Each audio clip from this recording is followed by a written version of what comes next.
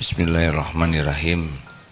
Assalamualaikum warahmatullahi wabarakatuh.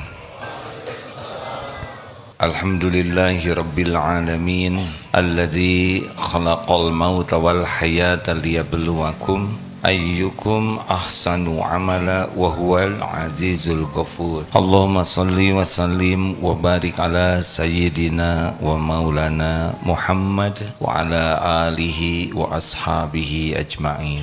Ya Allah, berkahi majlis ini ya Rabb. Tiadalah pertemuan ini terjadi kecuali dengan izin-Mu.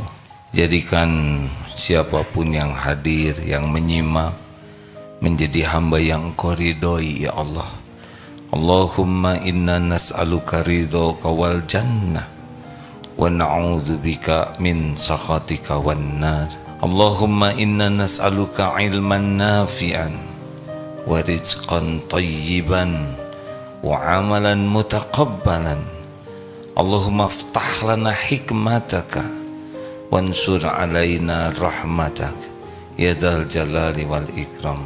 Ya Allah, Rabbi zidna ilma warzuqna fahma ya arhamar rahimin. Wahai Allah, berkahi ya Allah. Amin ya rabbal alamin. Harus minta ke Allah. Tanpa pertolongan Allah tidak ada.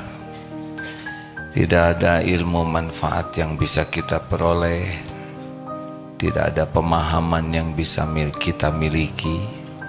Tidak ada kemampuan berbuat tanpa hidayah taufik Allah subhanahu wa ta'ala. Hadirin, acungkan tangan yang hafal ayat kursi. Ayat kursi, alhamdulillah, bagus. Acungkan tangan yang paham arti ayat kursi. Tidak apa-apa, tinggal belajar sesudah ini ya. Sebetulnya banyak yang paham, tapi tawadu ya, menghargai yang belum paham. Tapi ragu-ragu sih mau ngacung, takut disuruh. Ayat kursi surat Al-Baqarah ayat 255 ya. Setidaknya ada 4 keutamaan dari ayat kursi ini. Ayat kursi adalah ayat yang paling agung. Jadi di antara Al-Quran, saya coba ulas kembali ya. Apa ilmu yang paling penting kita pelajari, yang paling urgent, yang tidak ada tandingan kepentingannya? Apa? Ilmu apa? Ilmu mengenal Allah, ilmu mentauhidkan Allah. Itu harusnya kita mengeluarkan segenap daya, segenap upaya. Karena kalau kita tidak kenal Allah, berarti kita tidak mengerti apa-apa tentang hidup ini dengan cara yang benar. Kita tidak mengenal Allah berarti tidak mengenal apa? Tidak mengenal tenang. Karena tenang itu pintunya ala bidzikrillah tatmainnul qulub. Camkan, hanya dengan mengingat Allah hatimu akan tentram. Tidak kenal Allah berarti kita tidak bisa mengingat Allah dengan benar. Artinya sepanjang hidup tidak pernah merasakan ketentraman hakiki. Tidak mengenal Allah artinya tidak mengenal ikhlas. Karena ikhlas itu lillahi ta'ala lah. Allahnya nggak dikenal, bagaimana karena Allah? Paling tulus, tidak sampai derajat ikhlas. Tidak mengenal Allah artinya tidak mengenal syukur. Jadi kecewa saja terus. Karena orang yang mengenal Allah yakin semua nikmat itu milik Allah, dalam genggaman Allah, Allah yang membagikan dan Allah menambah kalau kita bersyukur. Tidak mengenal Allah dengan baik berarti tidak mengenal sabar.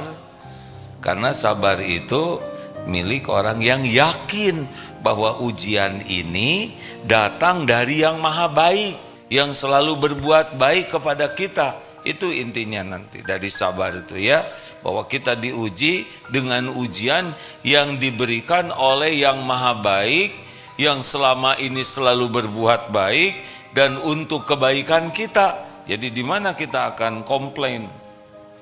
Tidak mengenal Allah berarti tidak mengenal ridho. Kecewa saja terus, buruk sangka dengan kejadian. Padahal setiap takdir yang Allah tetapkan pasti yang terbaik. Walaupun mungkin nafsu kita tidak menyukainya. Tidak mengenal Allah berarti tidak mengenal tawakal.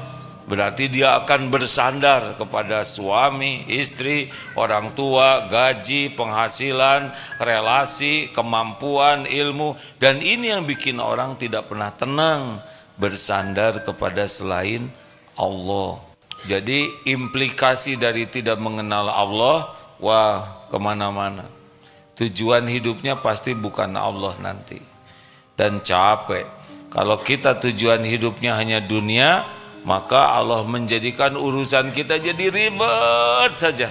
Dari pagi, siang, malam, sore, ribet saja itu. Jadi Allah membuat faraqa alaih amroh.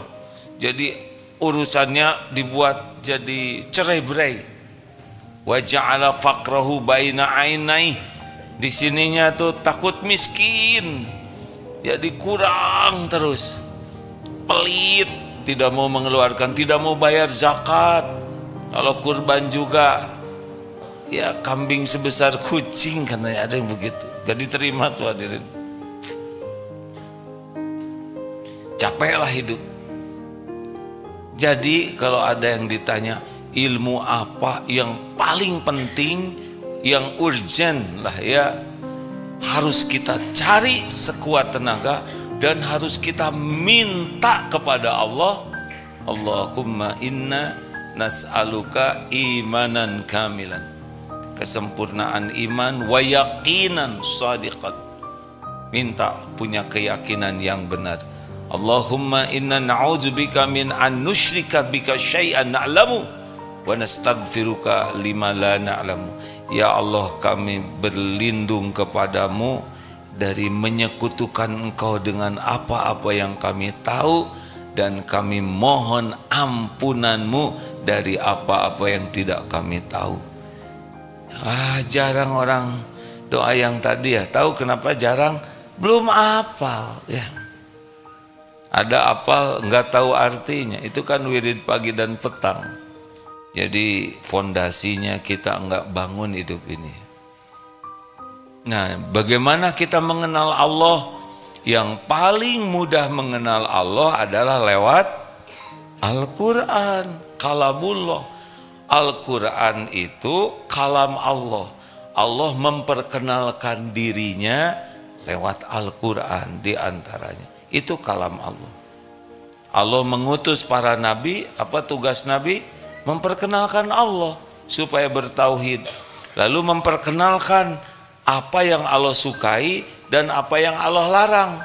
Karena dalam yang Allah perintahkan di sana ada bahagia. Yang Allah larang di sana ada derita. Dan memperkenalkan konsekuensi. Kalau kita milih taat, apa yang Allah berikan? Hati, fisik, pikiran, dunia seperti apa, dikubur seperti apa, di yaumul hisab seperti apa, akhirat seperti apa. Itu para nabi memperkenalkan itu.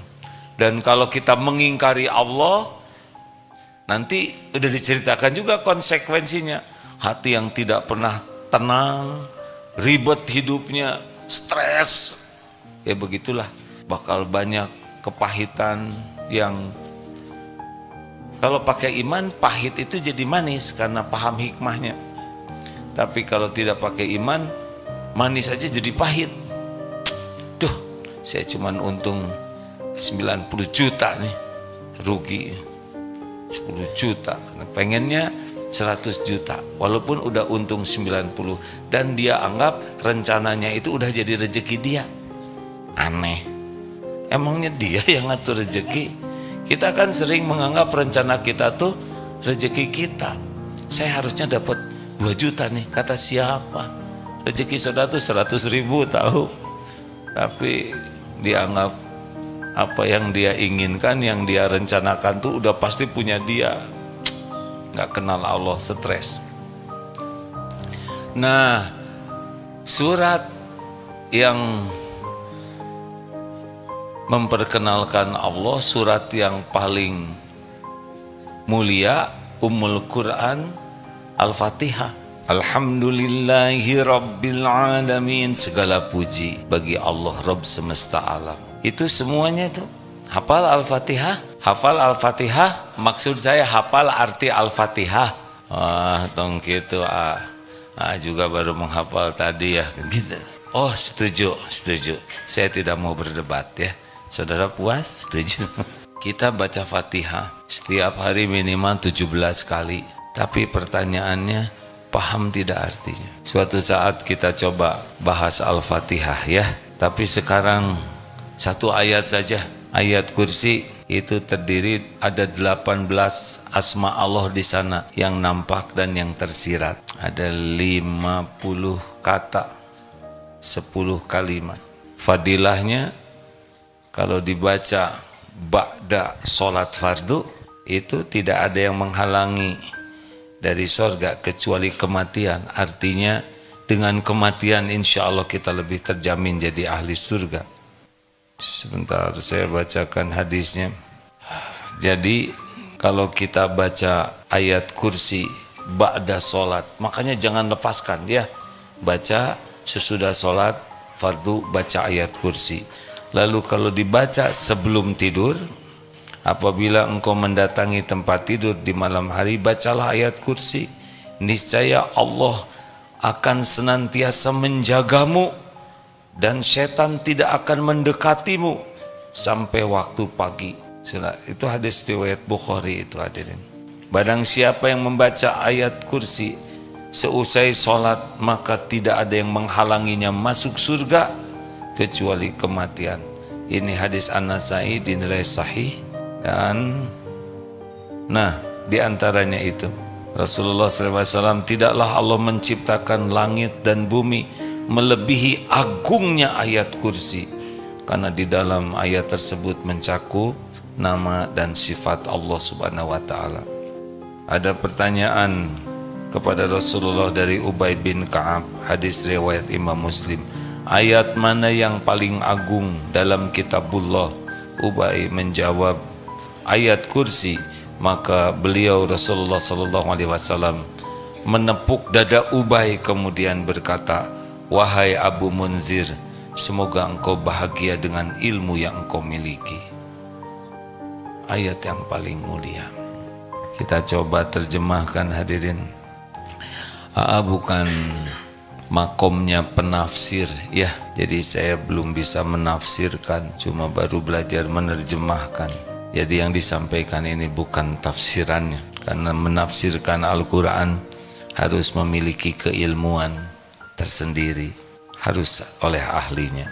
Jadi di dalam Al-Quran itu ada Ismul Azam, nama Allah yang Maha Agung. Bismillahirrahmanirrahim. Allahu la ilaha illa huwal hayyul qayyum. Nah, ini Ismul Azamnya. Allah yang tiada ilah selain Dia, Al-Hayyu Al-Qayyum.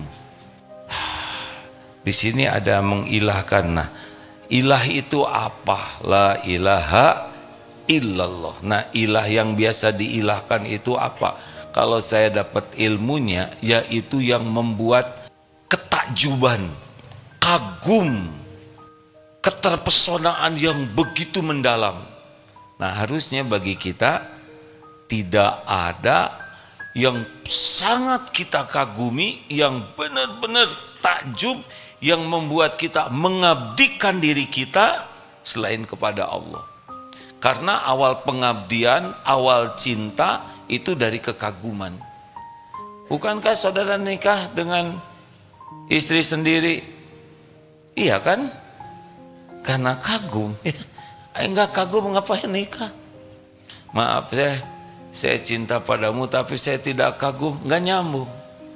Dari ketakjuban, kekaguman, apakah karena sikapnya, atau karena apalah sehingga timbul cinta. Nah begitu, walau gunung kan kudaki, lautan ku seberangi, itu efek tuh. Cicilan bertambah, itu efek. Nah rekan-rekan sekalian, banyak yang kagum kepada dunia, kagum kepada harta, kagum kepada jabatan, kagum kepada popularitas. Dia kecenderungannya akan mengabdikan hidupnya kepada yang dia kagumi. Jadilah pecinta dunia. Makanya kalau ingin tidak cinta dunia, nggak usah pakai kagum-kagum lihat dunia ini, nggak ada apa-apanya. Cuman begini aja, kayak karnaval. Kita tidak merendahkan yang diberi pangkat, harta, jabatan. Jangan karena kita nggak punya, ya cetek. Mana itu boga cicing, tong loba omong, eta teh siriknya, katanya begitu. Enggak, kita tidak kagum kepada casingnya, tapi kepada manusianya kita biasa, penuh dengan adab, etika yang layak. Tapi ya tidak usah kagum, mau diberikan jabatan, pangkat, wah ini apalah gitu ya, ini jadi mentro, saya sengaja tidak nyebut ya, ini jadi jendrul, ini jadi gemenyot, dan apalah gitu ya, ini terkenal, ini harus casing lah, casing. Itu dibagikan oleh Allah kepada siapa saja sesuka Allah, yang baik, yang jelek, penjahat juga ada yang dikasih casing itu. Orang yang mengkhianati Allah habis-habisan, Stalin yang komunis ya kan, Mao Zedong yang benar-benar mengingkari Allah, takdirkan jadi dan pasti ada waktunya berakhir. Makanya kalau menyebut la ilaha illallah, yang lain-lain itu sudah tidak ada lagi kekaguman kecuali kepada Allah, yang efek kekaguman itu adalah kita memberikan pengabdian kita, ibadah kita hanya untuk Allah. Al-Hayyu yang maha hidup. Nah maha hidup dengan asma-asma Allah yang berkumpul di dalam Al-Hayyu ini, yang maha mengetahui, maha mendengar, ya sifat-sifat kehidupan ada di sini. Al-Hayyu dan Al-Qayyum yang maha berdiri sendiri. Allah mengurus semua yang ada di jagad semesta ini terus menerus dan tidak memerlukan bantuan siapapun. Jadi dalam Al-Hayyu Al-Qayyum itu terkumpul asma-asma Allah, dan inilah Ismul Azam.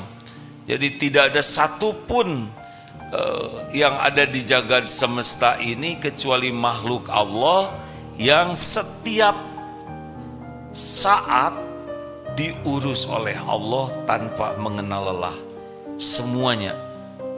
Semuanya tidak ada yang lepas dari kekuasaan Allah, tidak bisa lari, dan semuanya memerlukan Allah Subhanahu wa taala. Di dalam surat Ar-Rahman, yas'aluhu man fis samawati wal ard kulla yaumin huwa fi sya'n. Semua yang ada di langit bumi memerlukan, meminta kepada Allah, dan setiap saat Allah dalam kesibukan menciptakan, mematikan, mengadakan, mengangkat, menurunkan, ngejodoh-jodohin, semuanya termasuk pertemuan ini, termasuk kita. Ini diurus oleh Allah. Mata dikedip, sel-sel kita berbelah, semuanya tidak ada yang lepas. Jadi tidak ada yang lepas dari pengetahuan Allah, tidak ada yang lepas dari kekuasaan Allah. Kalau Allah mau berbuat sesuatu untuk kita, jadi itu seketika. Jadi jangan pernah merasa kita ini lepas. Tidak boleh kita merasa kita ini sendirian. Tidak pernah. Ini jantung siapa yang ngurus, darah siapa yang mengalirkan, kita tidur, siapa yang ngurus kan? Coba kalau nafas diatur oleh kita, kedip diatur, kedip, buka, tarik nafas, keluarin, repot. Belum lagi makan telan, itu paru-paru tahu keluar, repot. Kenapa perut ini udah gede banget? Oh lupa belum kentut, kelamaan, harus ada batasannya. Waduh repot. Kita cuma diingetin dua saja, ketika lapar dan ketika mau keluar. Coba kalau cuma diingetin lapar, keluarnya nggak dikasih tahu, Bu Guru, Pak Guru, maaf itu, basah, bahaya. Untung, simple, ya. Siapa yang ngurus tubuh ini? Siapa? Jadi Allah tahu tidak apa yang kita lakukan? Allah tahu tidak yang kita pikirkan? Allah tahu tidak keperluan kita? Tahu mana antara kita dengan Allah tentang keperluan kita? Allah lebih tahu. Makanya beres-beres aja. Walaupun saudara berkeluh kesah, aduh gimana ya, saya nggak punya uang. Dan nggak harus selalu pakai uang, pakai kartu ada. Jadi kalau ada yang ngomong maaf ya, saya di dompet saya nggak ada uang, yang minta-minta gesek aja Pak gitu, saya bawa alatnya. Sudahlah, sampai kapan kita diurus oleh Allah? Sampai kapan hadirin? Ya diurus terus sampai nanti kita mati. Tidak ada yang bisa terjadi pada diri kita tanpa izin Allah. Kita rezeki datang izin Allah. Orang mau menyelakakan kita, ya nggak bisa celaka tanpa izin Allah. Mungkinkah kita mati tanpa izin Allah? Tidak bisa.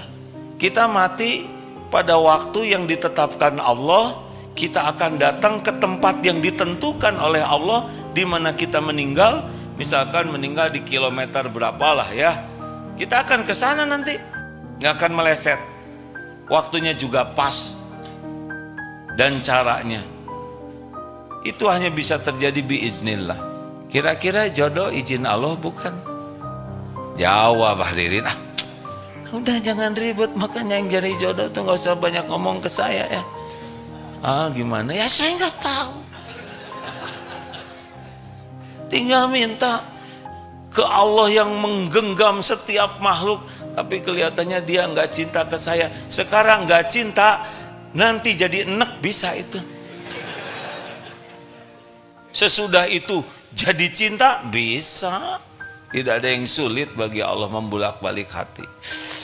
Kalau kita yakin diri kita dalam kekuasaan Allah, kita yakin setiap makhluk dalam kekuasaan Allah, udah mau ngapain kita berharap ke makhluk? Berharap saja kepada yang menggenggam segalanya.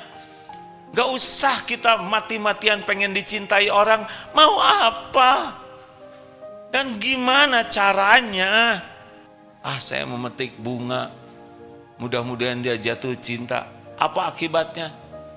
Benci habis-habisan karena dia alergi serbuk sari. Kesedot bengkak itu. Makanya nggak usah lebay lah ya. Tinggal istiqoroh, minta tolong ke Allah yang maha tahu apa yang terbaik bagi dunia akhirat. Semua bisa minta, karena semuanya milik Allah. Makanya jangan bicara apapun ke orang sebelum bicara dulu ke Allah. Jangan minta apapun ke orang sebelum minta dulu ke Allah. Apapun yang baik-baik. Gak usah berlindung ke siapa-siapa sebelum berlindung ke Allah dulu. Semua makhluk gak bisa membahayakan kita tanpa izin Allah. Ya Hayyu Ya Qayyum ini luar biasa. Ismul Azam. Saudara, wirid itu dalam kesulitan coba. Tapi harus yakin bahwa semua itu ada dalam genggaman Allah seluruhnya. La ta'khuduhu sinatu wala naum. Allah tidak tersentuh oleh ingin tidur, ngantuk dan tertidur. Mustahil. Coba saja saudara pegang gelas 2. Adakan perumpamaan ini ya. Kalau ngantuk bagaimana? Pecah. Jagad semesta ini tidak mungkin lepas sesaat pun dari kekuasaan Allah. La ta'khuduhu sinatu wala naum. Jadi kita harus punya keyakinan bahwa Allah benar-benar mengurus kita setiap saat, seluruhnya. Kenapa kalau dibacakan ayat ini setan jadi takut? Karena kalau kita yakin Allah menjaga kita, udah selesai itu. Yakin bulat bahwa saya ini dijaga oleh penguasa jagat. Sedangkan setan cuma makhluk Allah yang dia tidak berdaya kalau Allah melindungi kita. Selama ini kan kita takut ke setan, takut hantu. Udah lihat belum hantunya? Belum. Jadi gimana? Gitu aja. Lagi bercermin, kenapa? Takut ada di belakang katanya. Udah pernah lihat belum? Ada juga yang menyarankan kan di kamar mandi kecuprak katanya tengah malam. Takut. Udah sederhana tuh, tinggal terusin gosek. Saya emang nggak mau ngomong gitu dan nggak mau ketemu juga dengan yang kecuprak begitu.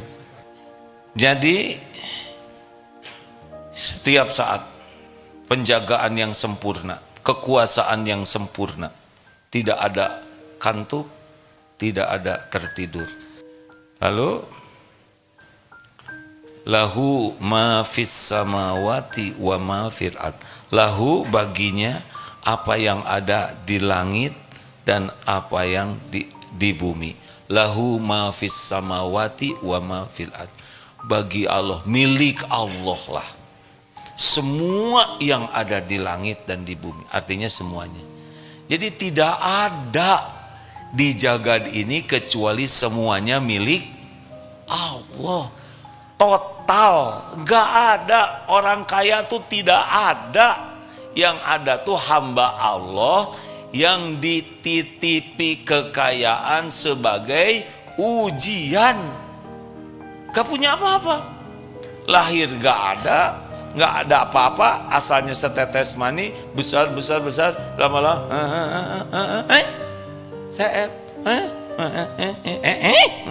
entos. Cuman gitu, dibawa kemana dunia ini? Korun yang kuncinya saja gak kuat itu diangkut. Di mana ayeuna harta karun? Karun kemas habis. Jadi nggak usahlah kagum-kagum sama dunia ini, nggak usah kagum, biasa aja. Seneng boleh, punya boleh, tapi ya nggak usah kagum. Dan jangan mengasosiasikan kesuksesan, kemuliaan hanya dengan casing. Itu bukan punya kita. Nggak bisa. Tukang parkir, tujuh naon mang, tinggal di mobil saya, mohon saya nu batur, punya orang lain. Nggak bisa mengasosiasikan mobil diparkir sebagai milik tukang parkir, nggak bisa. Itu error, ya kan? Dan jangan lengket, jangan merasa memiliki. Itu tetap lahu ma fis samawati wa ma fil ard. Semuanya milik Allah, sesuka Allah.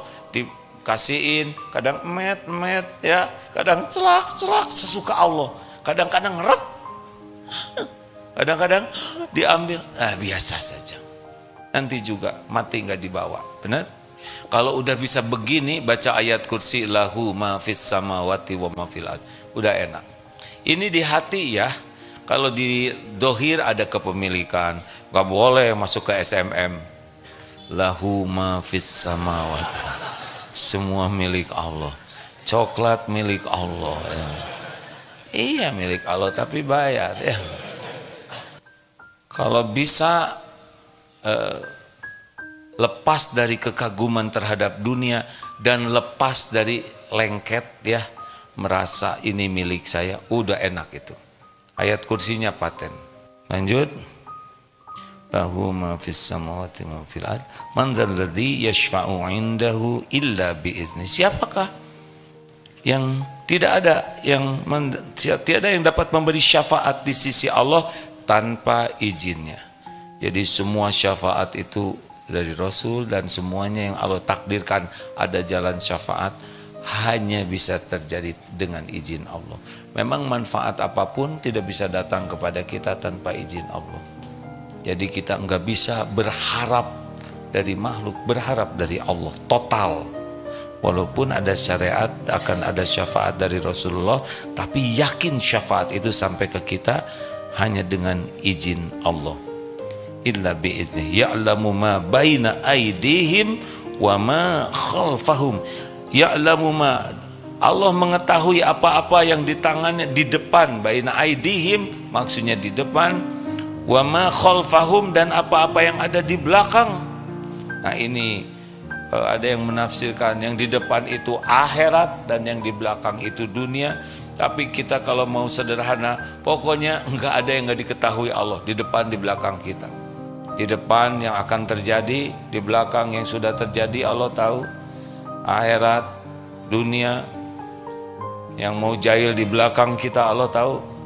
Tidak ada yang tersembunyi. Innallaha la yakhfa alaihi syai'un fil ardi wala fis sama. Sesungguhnya bagi Allah tidak ada yang tersembunyi. Tidak ada yang tersembunyi. Mau bersembunyi di mana? Jagad ini milik Allah sepenuhnya. Lah sedang mata kita lirik kiri kanan aja yang bikin mata siapa? Allah. Ya'lamu kha'inatal a'yun wa ma tukhfis sudur. Ghafir 19.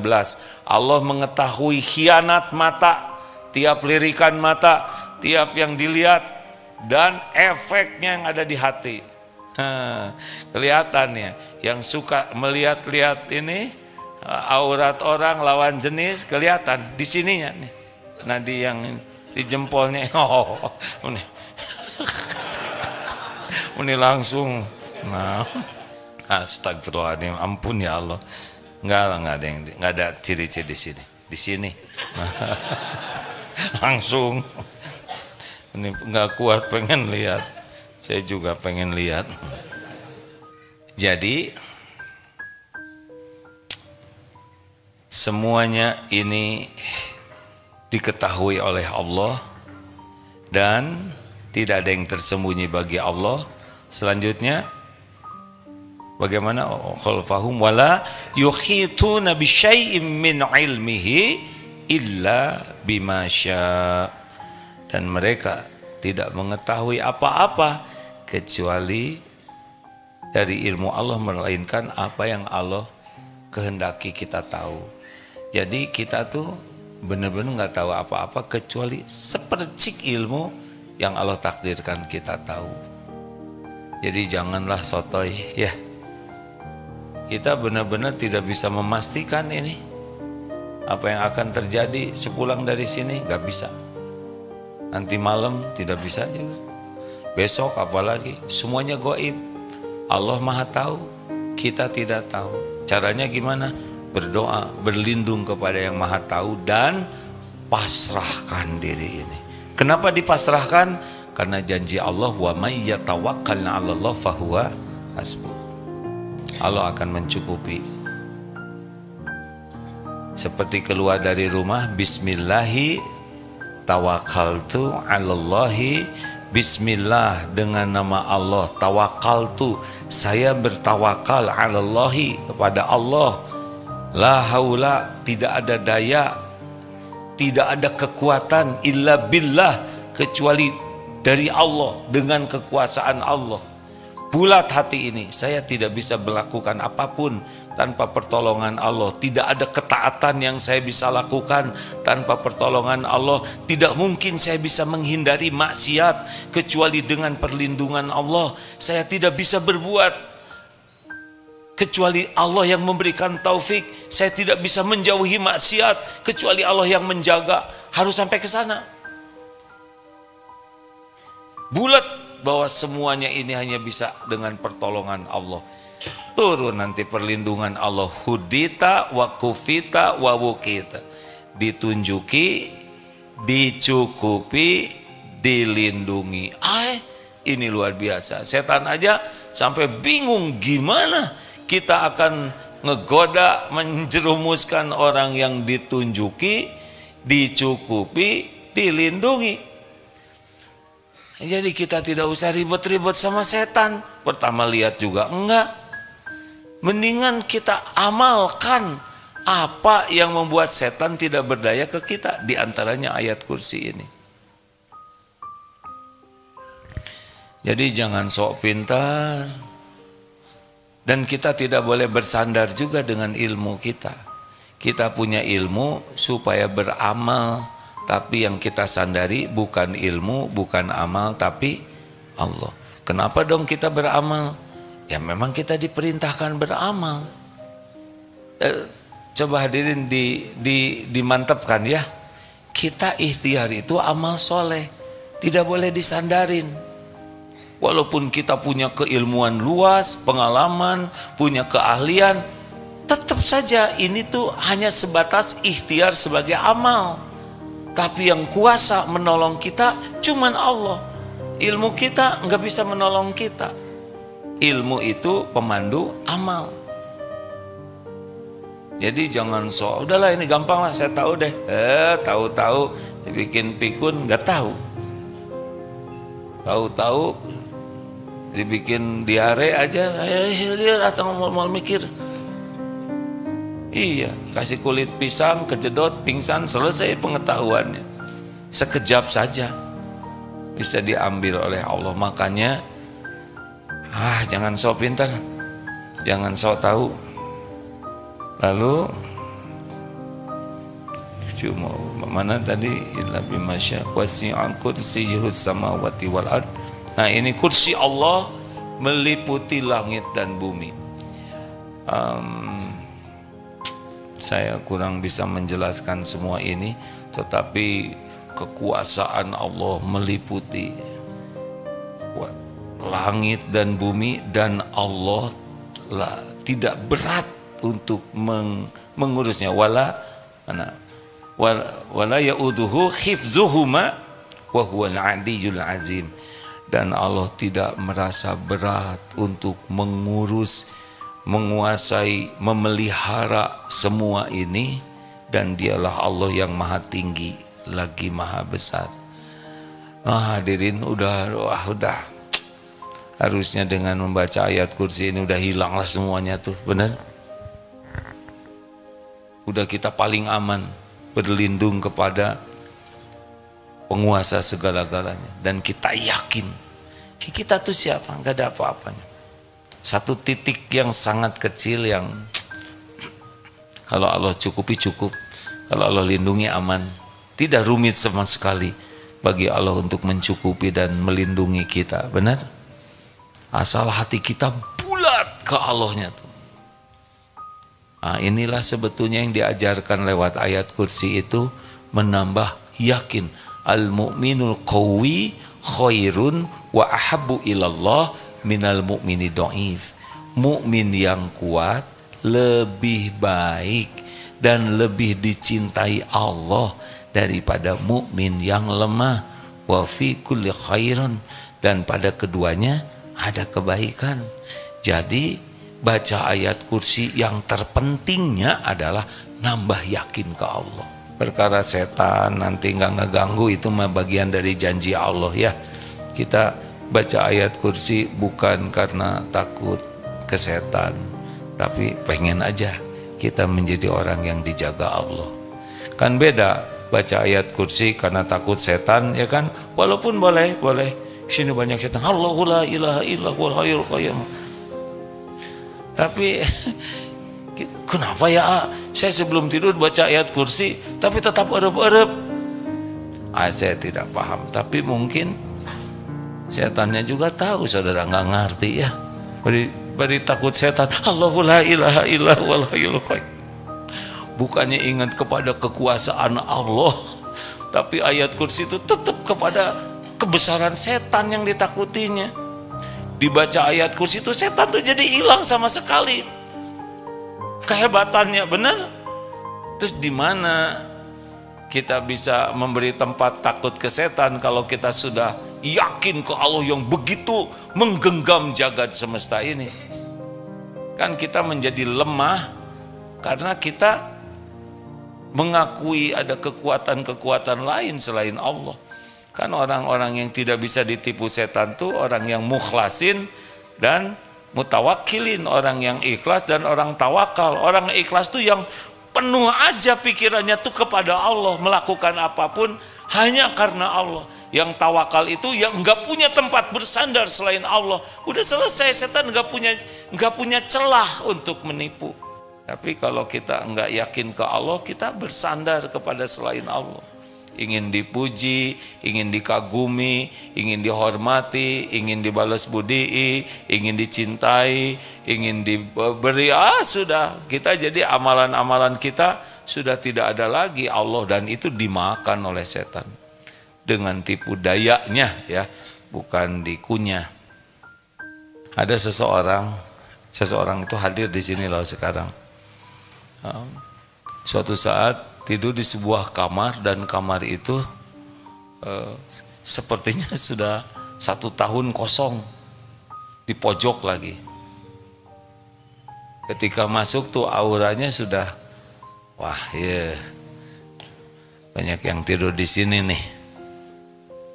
Karena kamar itu gelap kalau lampunya tidak dinyalakan. Dan siapa yang mau nyalakan lampu kalau nggak dipakai? Nah, masuklah ke ruangan itu. Tapi masuknya udah larut malam, udah capek, sehingga baca ayat kursinya juga. Allahu la ilaha illa huwa la taqutuhu sinatun wa la nawm lahu ma fis samawati wa ma fil ardi. Bismillahirrahmanirrahim. Allah subhanahu wa ta'ala lam yulad wa lam yakul lahu ahad.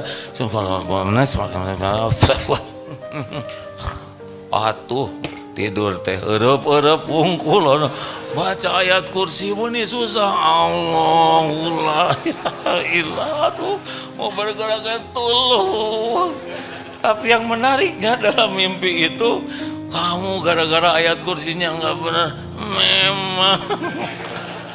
Aduh berusaha bangun, aduh ya Allah tolong bangunkan. Ketika bangun teh, Allahu la ilaha illa huwal hayyul qayyum la ta'khudhuhu sinatu wala naum lahu ma fis samawati wa ma fil ard man dzalladzi yashfa'u indahu illa bi iznih ya'lamu ma baina aydihim wa ma khalfahum wa la yuhituna bi syai'in min ilmihi illa bima syaa' wasi'a kursiyyus samawati wal ard wa la ya'uduhu hifdzuhuma wa huwal 'aliyyul 'azim.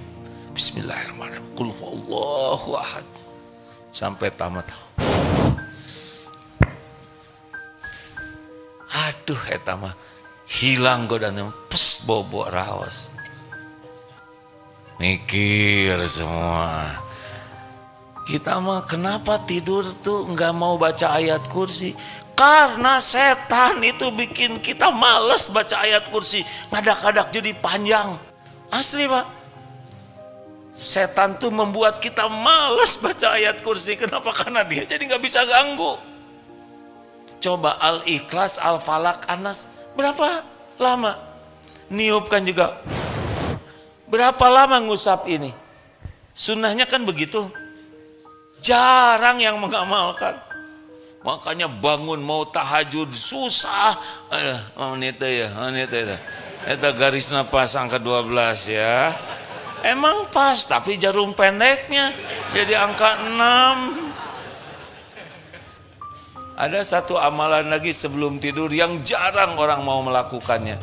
Baca Subhanallah 33, Alhamdulillah 33, Allahu Akbar 34. Itu ketika Siti Fatimah minta pembantu, minta hamba sahaya untuk membantu, dan Rasulullah SAW memberikan amalan ini supaya dibaca sebelum tidur. Besoknya kita tuh akan diberi kekuatan lebih. Kalau yakin ini mengamalkan ini, Rasulullah menjanjikan Allah akan memberikan kekuatan. Tapi dah enggak kuat. Kalau Allah mabarik lana, atau itu mah sahur. Begitu. Ayo surat-surat yang biasa dibaca belajar terjemahnya ya, supaya ketika Fatihah itu enak, ketika baca surat-surat pendek itu enak karena paham. Ini sudah hampir 1 jam nih bicara, saudara panteng we. Kenapa? Karena ngerti. Coba saya ceramah dalam bahasa yang tidak dimengerti, sayanya stres, saudara stres. Begitu. Sudah, nggak usah lama-lama. Jadi pekan depan perlu dites tidak? Nggak ada yang datang nanti pengajian. Tolong ya kawan-kawan, sahabatku yang baik, baca Quran dengan terjemahnya. Sekarang hampir setiap jamaah umat Islam dimanapun bawa Quran kemana-mana. Sini, ini sudah karunia Allah hadirin. Tapi saya suka nggak enak baca Quran di sini teh. Kenapa nggak enak? Ya sebab di YouTube suka ada. Ya jangan dilihat yang ngaconya tuh. Saudara nggak enak teh karena suka lihat yang ngaco ya kan? Ya rada campur Ya pencampurnya malu lah, di sini ada Quran ya. Kalau mau ngobrol tidak enak, mau lihat tayangan tidak enak, ingat di sini ada Al-Quran, ada kalam Allah. Jadi adanya Quran itu harus yang mewarnai handphone kita, bukan kita jadi sungkan ke Quran gara-gara terwarnai oleh yang error. Pada lihat kiri kanan yang di cicing mana sama-sama penggemar error. Hadirin, nafsu tuh nggak kuat. Allahu la ilaha, langsung skip we terus. Semenit nggak kuat, sampai ada tulisan diam dan dengarkan, kan gitu. Saya juga aduh ya nyarekan yang posting ini, dengarkan. Asli loh, saudara suka nggak kuat dengar ayat semenitan aja nggak kuat, mau skip aja. Ada aduh, baru aja ayat kursi, sekarang udah keluar ayat kursi lagi. Emang kan begitu algoritmanya. Kalau kita senang ayat kursi, keluar lagi ya, keluar lagi. Nah yang ngaco mah yang tukang error, dia campur ya ayat kursi ya error. Aduh astagfirullah, Allahul ilaha. Udahlah, kita kurangi, bukan kurangi, kita hindari yang menodai Al-Quran di handphone kita. Ini sudah sunnatullahnya. Kita ada di zaman teknologi. Menurut sebagian ulama, nikmat besar kita dimudahkan bersama Al-Quran kemana-mana. Harusnya adab kita menggunakan handphone ini terwarnai karena ada kalamullah di sana. Jangan sampai kita jadi sungkan baca Quran karena dominannya kemaksiatan di sini. Nauzubillahi min dzalik.